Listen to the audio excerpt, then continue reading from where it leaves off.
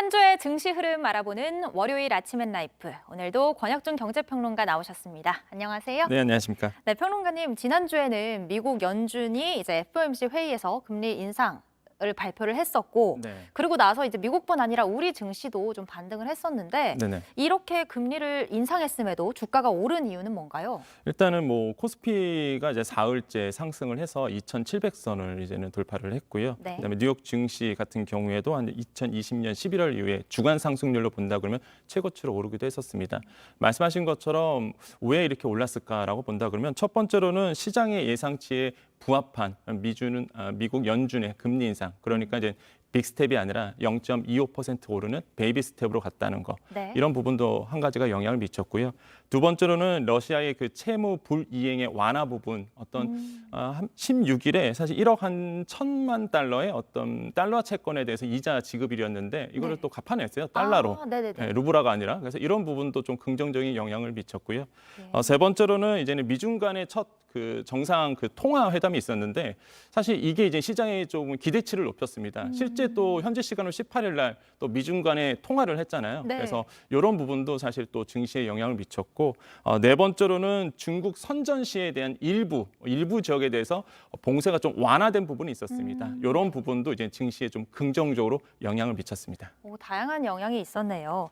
그런데 미국 연준이 이제 앞으로 올해 남아있는 6번의 회의에서 금리를 추가적으로 인상을 할 거다 이렇게 예고를 했잖아요. 네, 그럼 맞습니다. 앞으로의 주가에는 어떤 영향을 미치게 될까요? 일단 5월에 양적 긴축에 대한 시작이 될 것으로 이제 보고 있고요. 말씀하신 것처럼 남은 FOMC 회의 6번 모두 다 이제 금리 인상을 할 것으로 이제 시장에서는 예상을 하고 있습니다. 그래서 만약에 올해 남은 추가 6번의 금리 인상이 된다 그러면 상단이 2%가 되거든요. 네. 그래서 이런 부분이 좀 증시에 영향을 좀 미칠 수 있고요.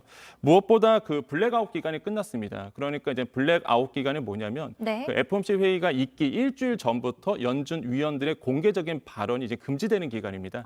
네네. 근데 이 기간이 끝났기 때문에 제롬 파월 의장의 목소리, 특히 현지 시간으로 이제 22일이죠. 그래서 제롬 파월 의장의 이제는 목소리가 나올 것으로 보고 있고 연준 위원들의 또 이제 공개적인 발언이 나온단 말이죠. 네. 이 공개적인 발언에 또 우리 주가에 영향을 받을 수 있기 때문에 이런 부분도 이제 영향을 줄 것으로 보고 있습니다. 그 발언에 따라서 이제 긍정적일 수도 있고 부정적일 맞습니다. 수도 있게 되겠네요. 네네. 와.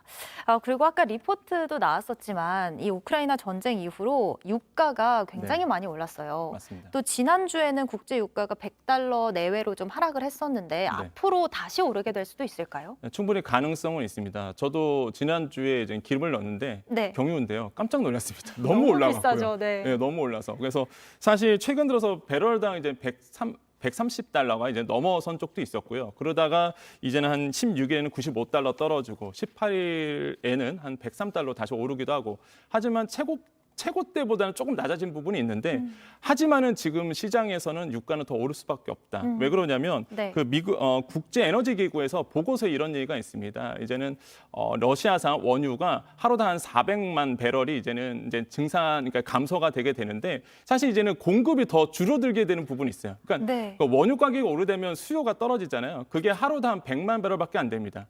그러니까 오히려 공급이 더 줄어들다 보니까 앞으로 이제 기름값은 더 오를 수밖에 없지 않느냐 이렇게 좀 보고 있습니다. 그렇군요. 아직도 전쟁으로 인해서 불안한 상황이 계속되고 있습니다만 투자자들은 제발 우리 증시에도 꽃피는 봄이 왔으면 좋겠다 이런 네. 바람을 가지고 있지 않습니까?